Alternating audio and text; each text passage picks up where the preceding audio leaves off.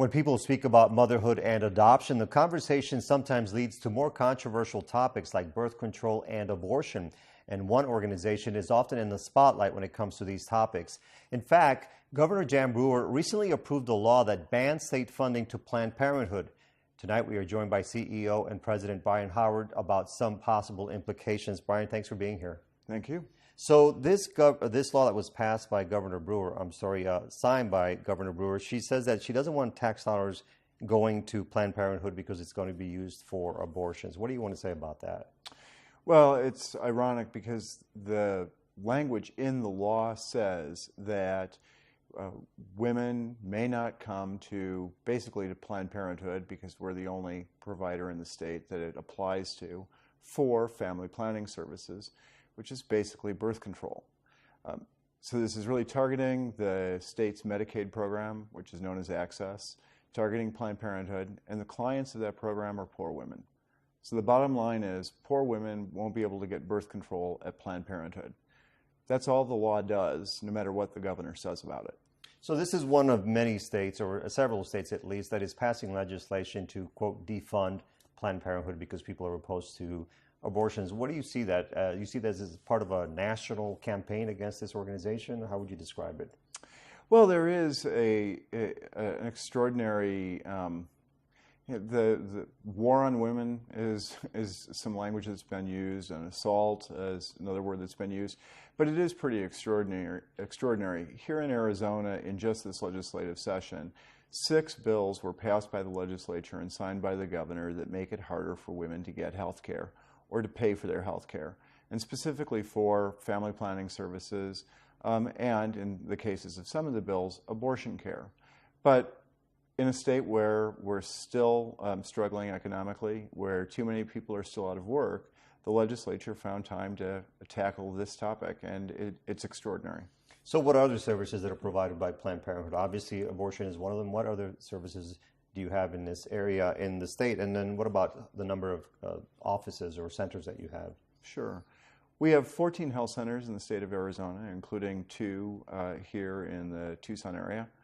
We see about 45,000 patients a year, and 4 out of 5 come to us for prevention-oriented care. In other words, birth control, cancer screenings, and testing and treatment for sexually transmitted infections.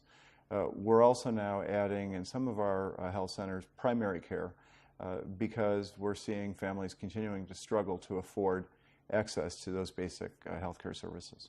So would not providing abortions be an option for Planned Parenthood? In other words, if let's say you stop doing that and then people are, quote, happier with the organization in the state, do you think that would be an option? Well, I think that people have the people who are opposed to us, and it's a minority of Arizonans. And the last poll we did in October was about 18% of Arizonans had a negative impression of Planned Parenthood.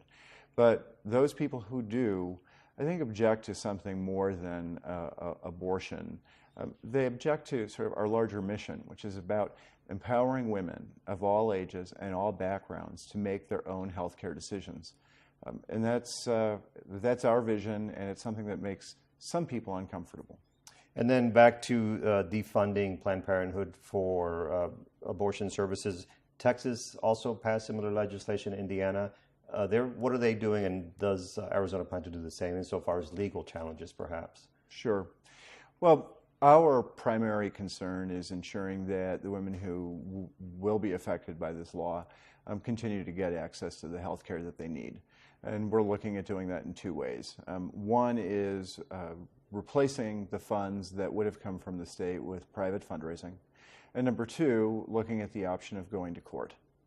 These are basic preventive health care services that are, by federal law, required to be a part of the Medicaid program.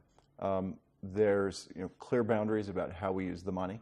And so we believe we'd be justified in going to court, as has already been done in Texas and Indiana. Any idea when that might be decided as far as going to court? Well, typically, most of these laws go into effect 90 days after the legislature adjourned, which was about 10 days ago. And so the clock started ticking, I think that's somewhere in August, and we'll need to make those decisions before then. And then finally, how is Planned Parenthood funded in Arizona? Because there's a lot of misconceptions about where the money comes from. Sure. In descending order of importance, the majority of our funding, and we have a budget of about $13 million a year, the significant majority of those funds comes to us from patients contributing to the cost of their own health care. The second biggest segment is charitable donations from private individuals, and the third is a small amount of federal funding. Okay, Bryan Howard, thanks for being here. Thank you.